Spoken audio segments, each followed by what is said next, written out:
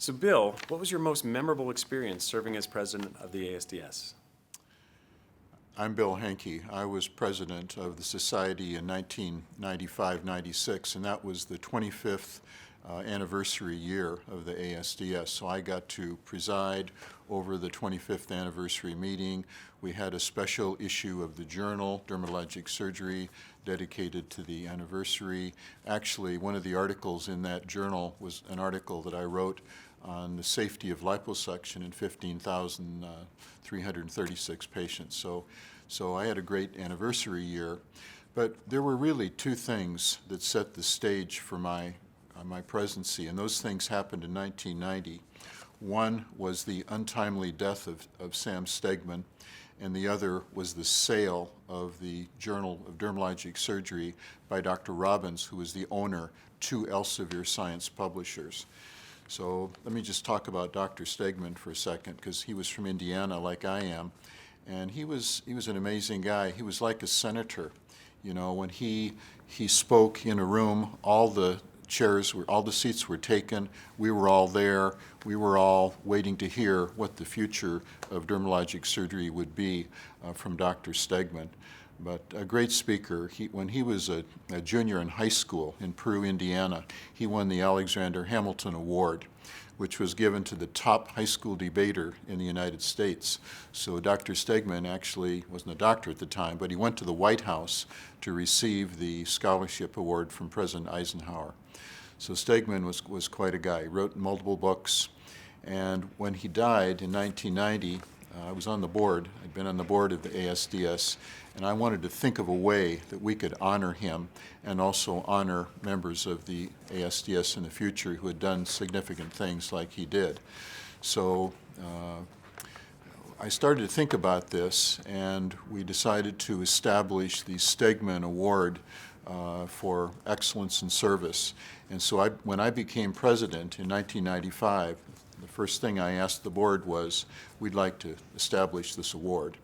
And so I appointed an awards committee, and we had a number of nominees, and they voted in a 3-3 deadlock for John Yarborough and Perry Robbins. And some of the members wanted me to break the deadlock with a presidential vote, but I refused to do it.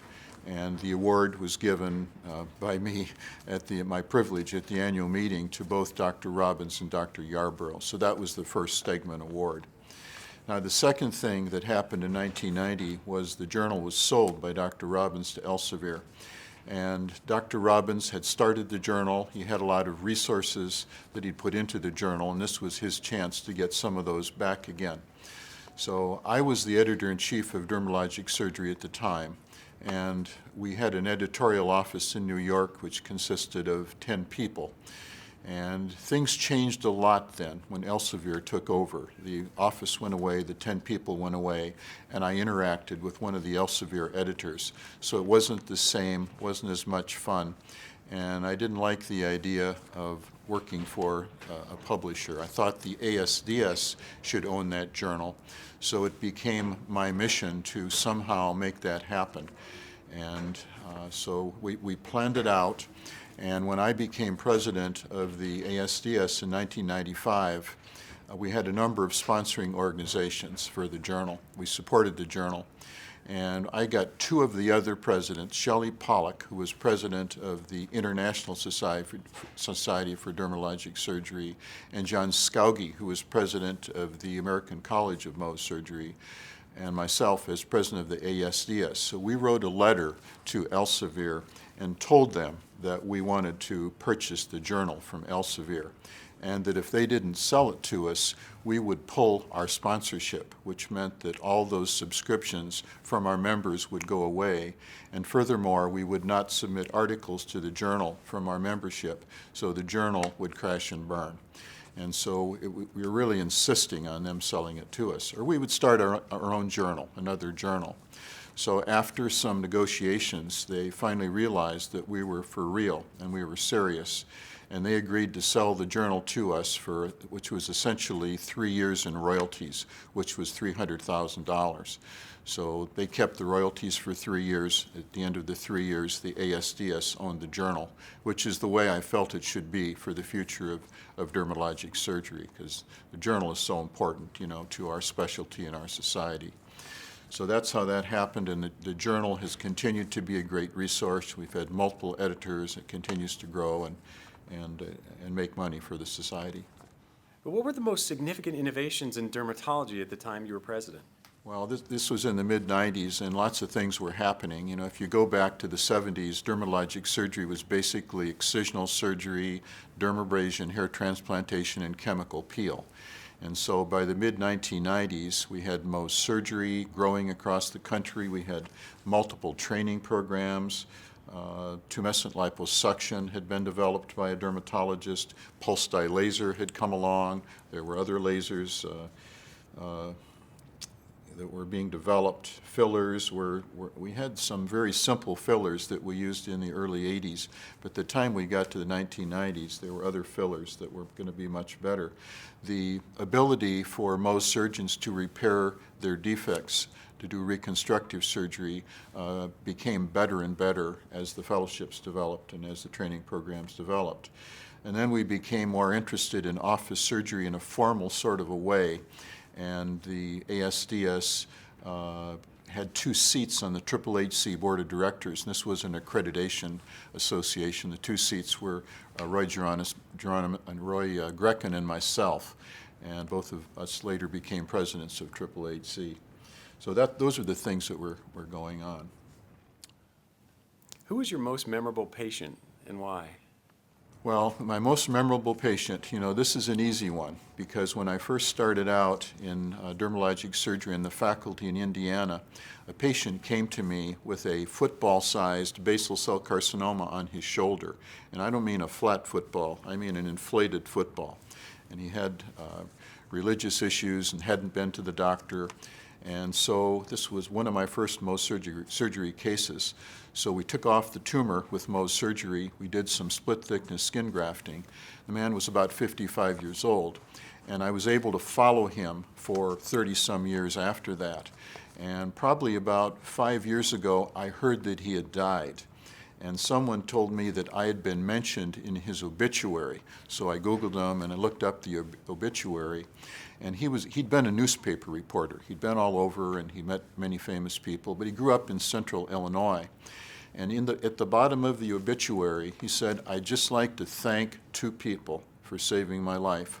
One was the lifeguard at the city pool in Dixon, Illinois, who saved me from drowning. His name was Ronald Reagan. And the other was me, who he felt had saved his life from this skin cancer on his shoulder." So that's an easy one for me. Bill, looking back at your career, is there anything that you would change or have done differently? I wouldn't do a lot differently, except maybe there was a time when I signed a 10-year lease. I think I would have built a building instead of signing the lease and paying all the lease payments. But the other things, I mean, this profession, this is not work to me. It's play, it's a privilege, when we can help people the way we do and make our living at the same time. I mean, this is the greatest thing. And what advice would you give today's young dermatologic surgeons?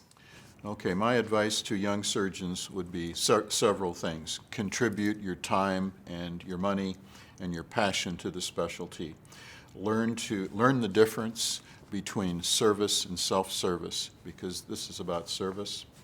Always put the patient first. Treat patients the way you'd want to be treated if you were a patient. Don't be in a hurry to get ahead. You'll have your time. Build your practice slowly, year by year. Read, go to meetings, learn. One thing that worked for me was visiting people early in my career. If I had a meeting, let's say in San Francisco, I'd arrange to meet with Sam Stegman at his office or Ted Tromovich at his office for a number of hours and observe them. So I think visitations are important. And the other thing is build a great staff around you in your office. It makes your life a lot easier. So Bill, you've been part of this organization for so many years. What are your predictions for the future of our specialty? Well, my predictions for the future, there's going to be more consolidation and more competition.